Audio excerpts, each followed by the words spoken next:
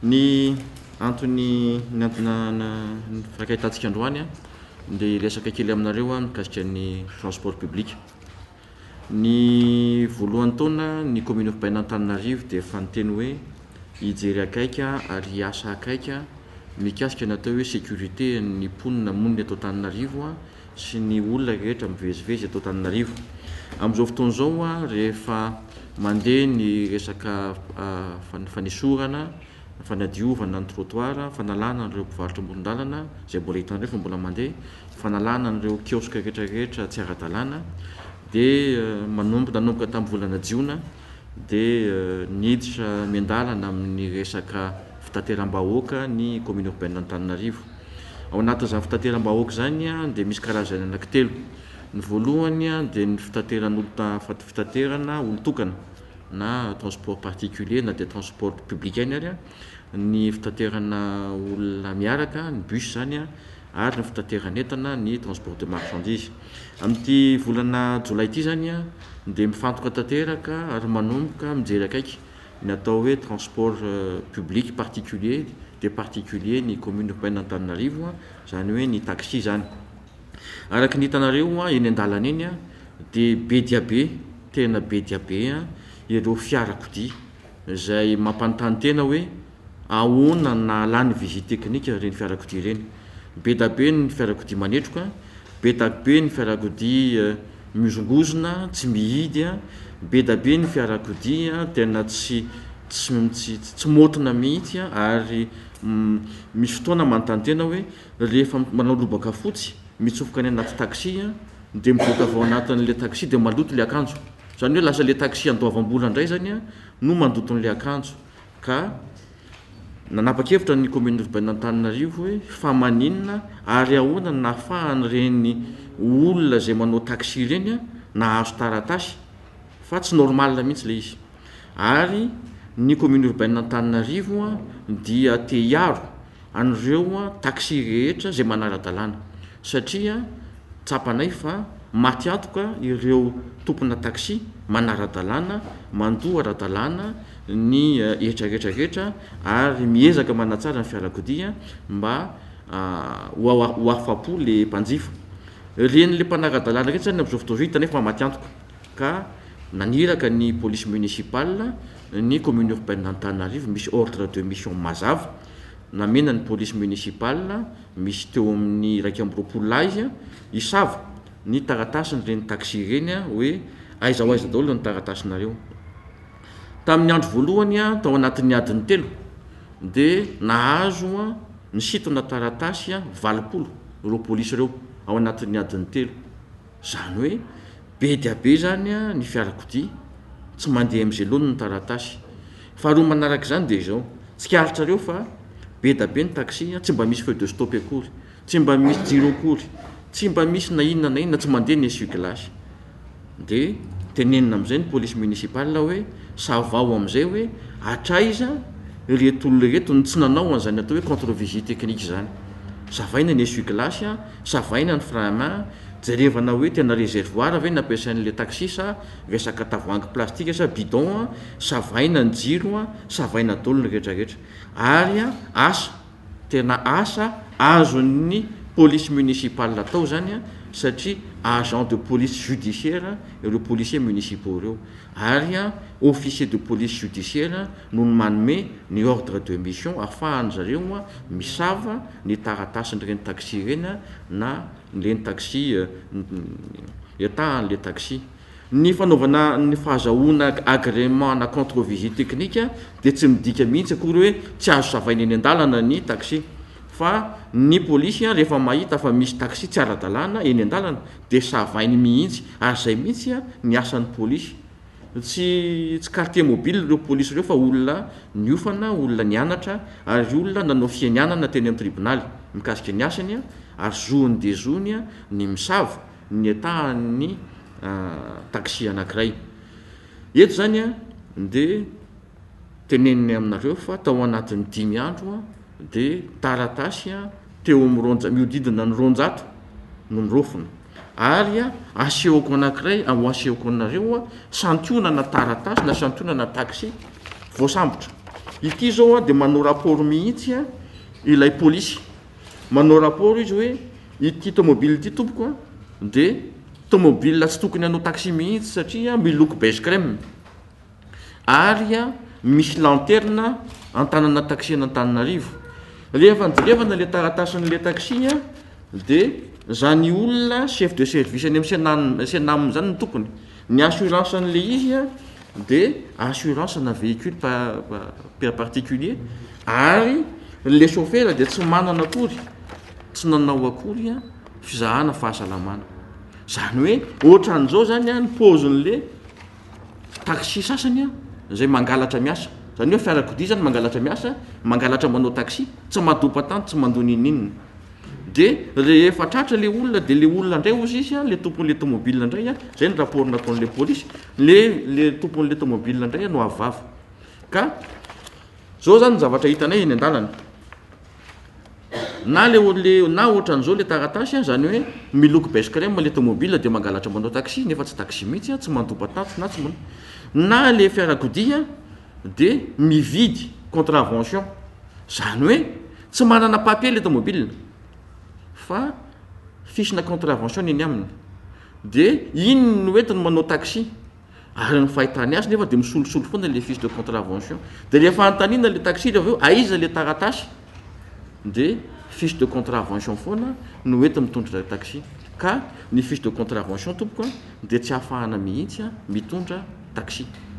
Ny anankiray koa zavatra tsikaritra dia zao déclaration de perte no entin'ny olona mitondra taxi lazainy fa very daholo ny papier oreto hoe raha ohatra very ny papier anao a farafaratsiny ianao afaka makany amin'ny assurance mangataka duplicata ny assurance anao farafaratsiny a afaka mangataka duplicata ny assurance hoe ty tompoko a ny assurance ary azonao atao tsara ny makaty amin'ny commune urbaine Antananarivo mangataka any duplicata le licence mahataxi anao fa tsy hoe manao déclaration de perte ianao a dia ray volana roa volana telo volana teoriana dia mbola iny déclaration de perte iny any a no entina mitondra taxi. Zany rehetrarehetra zany amin'izao fotoana zao savainay zany hoe miara-miasa ary tena miara-miasa amin'ny ireo taxi zay miezaky ny manara-penitra zay ary mampirisika ary tena mampirisika an'ireo taxi rehetrarehetra sy ny tompona taxi rehetrarehetra manaraky ny ara-dalàna mba hivondrona ao anatina groupement professionnel na taxi satria tena hitanay fa tena mijaly ary hitanay fa lasan'ireo le mpijilika ireo a ny chiffre d'affaires be da be tena be dia be ireo olona zay mangalatra manao taxi ary mamono a an'ireo professionnel ny taxi. Zay ny antony a anaovana etsika fisavana taxi io. Ka atreto aloha dia tena mahitsy zay fa be da be ny tsy ara-dalàna noho izany a tsy maintsy mandray ny andraikitra ny commune urbaine Antananarivo mamafa ireo maloto rehetrarehetra ataony secteur informel ny alatra ataony secteur informel.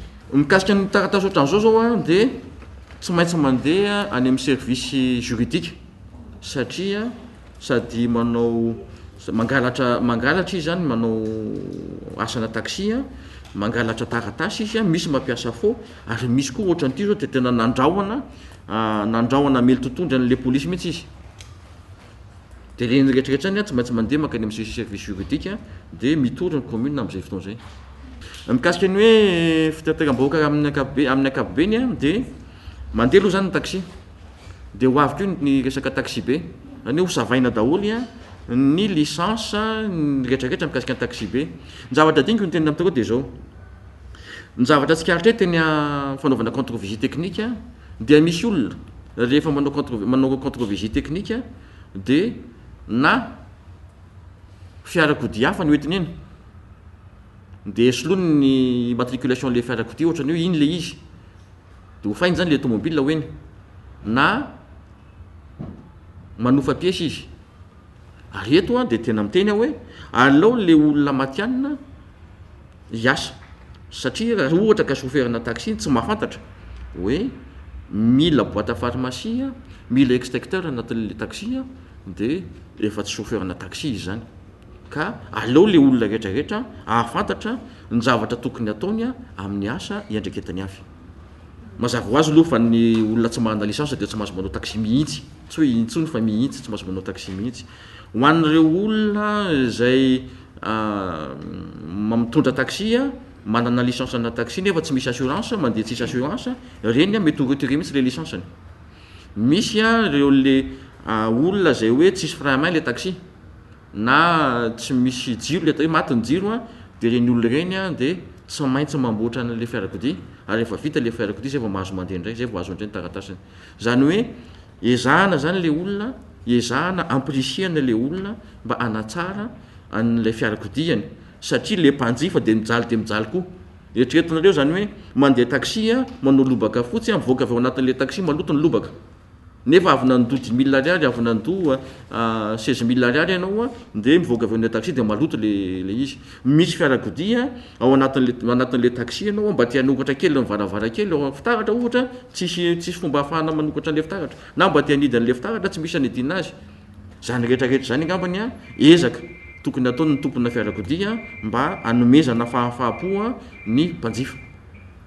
Fa firy moa zany amin'izao ny hoe taxi hoe resonance ara-dalàna eo mihitsy tsika zao tsy fantatra. Ary zay no mahatonga ny commune urbaine Antananarivo manao ny recensement amin'izao fotoana izao. Eo ampanaovana recensement commune urbaine Antananarivo tsy zavatra tsikaritra dia zao be dia be ny licence mandehandeha izay diso na tsy izy ny sonia eo amboniny ary be dia be ny mandehandeha. Ary rehefa hitanay fa rehefa nanomboka le recensement izahay dia teo no nahitanay fa niebetsaka ny déclaration de perte ny papier ny taxi. Zany hoe miezaka zany le olona hanao ampitaka hoe hanao déclaration de perte izy dia ahazo licence vaovao. Tsy ohatran'izay ny fandehany fa matoa izy manana licence dia nanao ny taratasy ara-dalàna izy nangataka agrément ara-dalàna izy azahoany an'izay licence zay.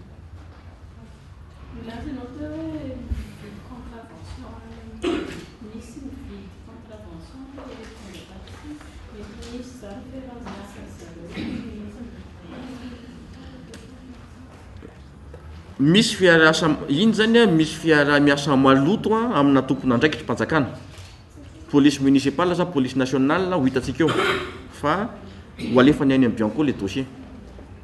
Zany hoe aleo ny Bianco no manadiady an'izay fa tsy anjaran'ny commune urbaine Antananarivo satria risoriso le izy.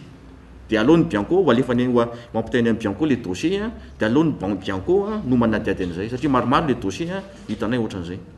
Ny J-Parc dia partenaire ny commune urbaine Antananarivo ary misy fifanarahana nataon'ny J-Parc sy ny commune urbaine Antananarivo. Ny J-Parc zany dia sous-traitant. Ny police municipale dia mpiasan'ny commune urbaine Antananarivo ihany koa.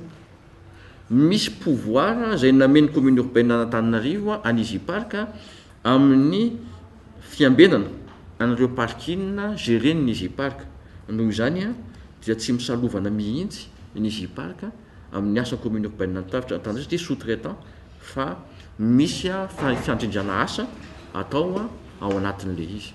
Misy olona amin'ny fotoana misy olona sasany mahita mandeha congé izy dia miverina avy mandeha congé izy dia tsy mijery ny dossier fa tonga dia mitabataba fotsiny fa alonga mba ampirisiana ny olona alohan'ny tenenany mba hijery atsaka sy andafany ny dossier eo am-pelantanana zay vao miteny.